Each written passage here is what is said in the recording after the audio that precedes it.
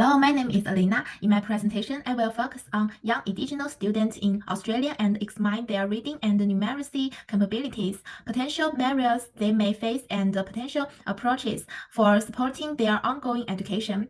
Indigenous communities in Australia are comprised of diverse cultures, languages, and traditions. Therefore, it's crucial to take their specific requirements and cultural context into account when devising educational approaches.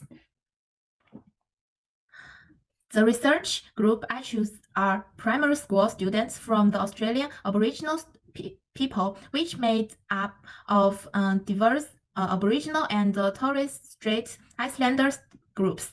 They have their own culture, language, and history. Educators use these strengths and sources of knowledge to create inclusive and culturally relevant learning environments for young students to heritage and empowering their unique identities while improving basic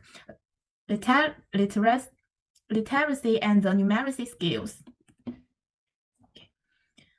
The strength and knowledge resource, including oral traditional, improve their communicate skills and promote relationships, the connection to land and natural to learn the close and respect relationships to natural, and the cultural resilience to provide a strong sense of identity and cultural pride.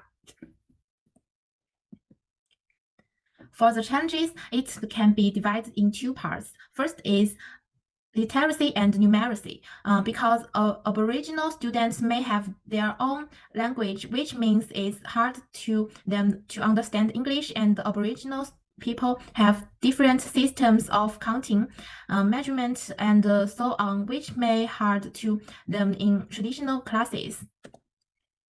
The second is for the teacher and the mentors, like cultural difference, limited access, and community participation. The approaches to teaching and supporting Indigenous students first, I guess, is culturally responsive pedagogy to improve gauging and understanding of the cultural context of the students, combine materials and resource with students' previous knowledge and experience. This can make significant connections between the curriculum and the students' real-world experience, and encourages a sense of community, cultural pride, and ownership of the educational process. The second is collaborative and community-based learning. Let their neighbors and families engage the educational process, because when community members act as mentors, guest lecturers, or classmates in the classroom, students may connect their learning to real-world context and enhance their sense of identity and belonging.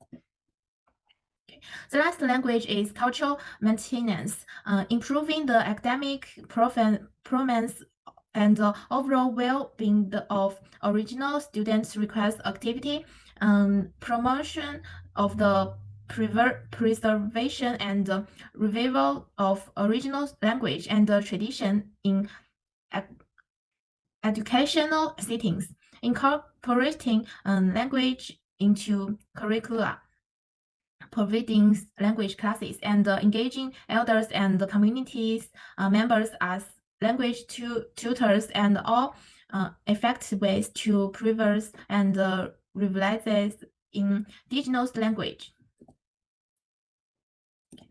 Conclusion: the support in literacy and numeracy development of the young Indigenous students in Australia is essential to recognize and expand their access and knowledge bases.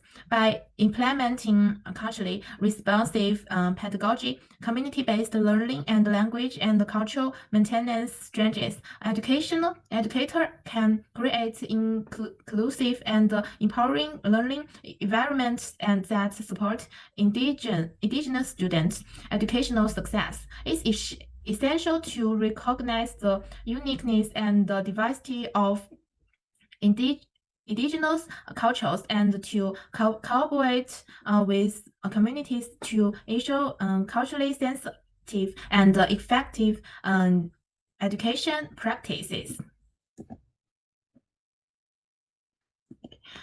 So this is my reference list. And thanks, bye.